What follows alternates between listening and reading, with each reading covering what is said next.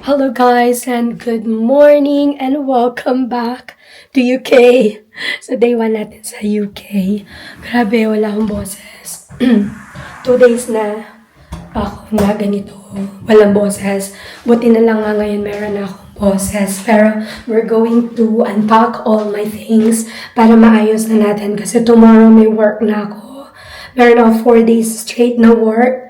So, wala na talaga tayong time para mag-ayos ng ating luggage. So, ngayon ko ayusin. And then siguro magkaroon na lang ako ng story time sa other videos ko. Kasi wala talaga akong boses as in. So, let's go and unpack. So, dalawang luggages ko, guys. Isa yung check-in luggage and then yung isa yung cabin trolley over baggage ko, guys.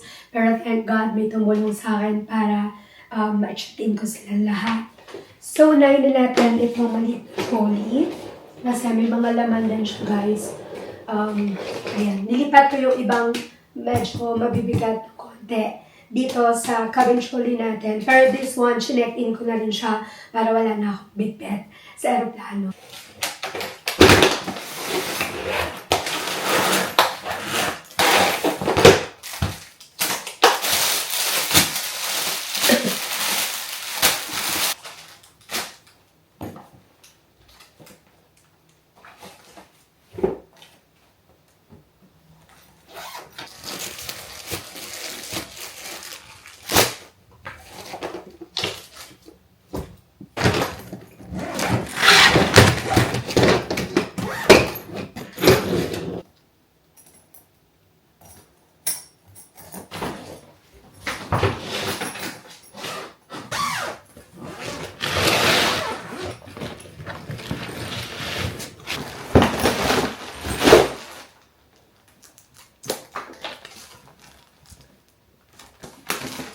May mga dala tayong otap.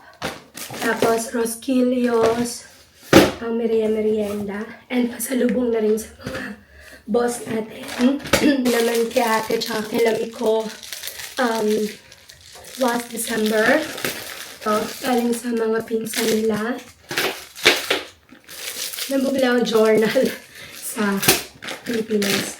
Mga chicha corn, guys. So, usually yan talaga yung request nila pag umuwi tayo or kahit na pagka nasa Pilipinas sila. So, ito yung dinadala nila pabalik dito sa UK.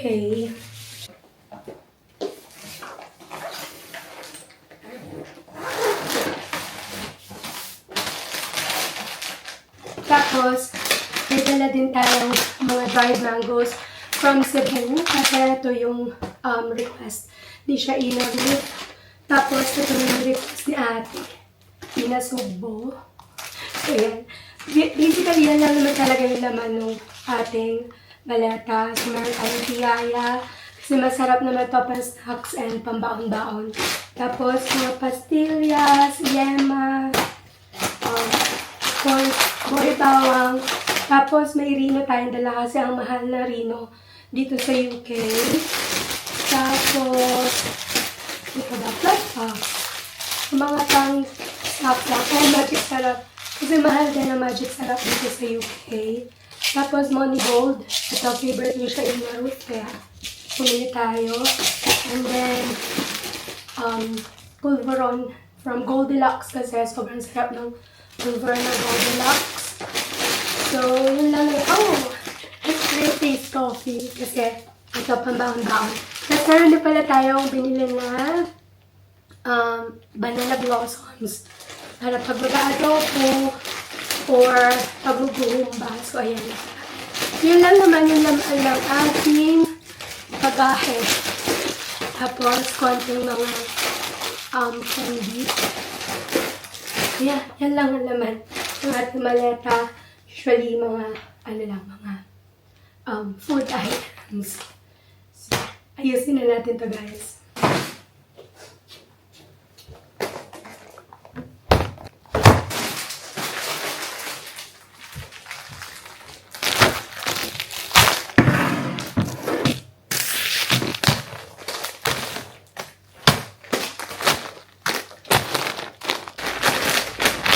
Yung laman ng ating maleta. So parang magtatayo tayo ng sari-sari store dito sa UK.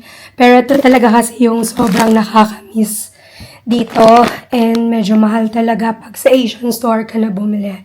So yan. And that's a wrap for my 2026 holiday, although I felt like it was very short, but then I am very, very grateful to the Lord because I was able to spend time with my family, friends, and with my loved ones.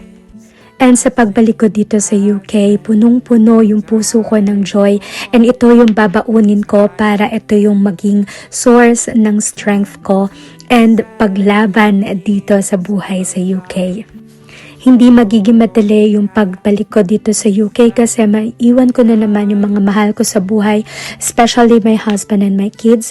Pero sobrang grateful ako sa Lord kasi binigyan niya ako ng opportunity to spend time with my kids and with my loved ones. And to you, Noam and Nini, always remember that Mommy loves you so much and everything that I do is for you. May the Lord bless you and keep you, and may His face shine upon you. And para sa iyo, Daddy, thank you sa sakripisyo mo and sa pag-aalaga mo sa mga bata. I love you so much. See you all again on my next holiday. Love you. Everything ain't leaving, baby.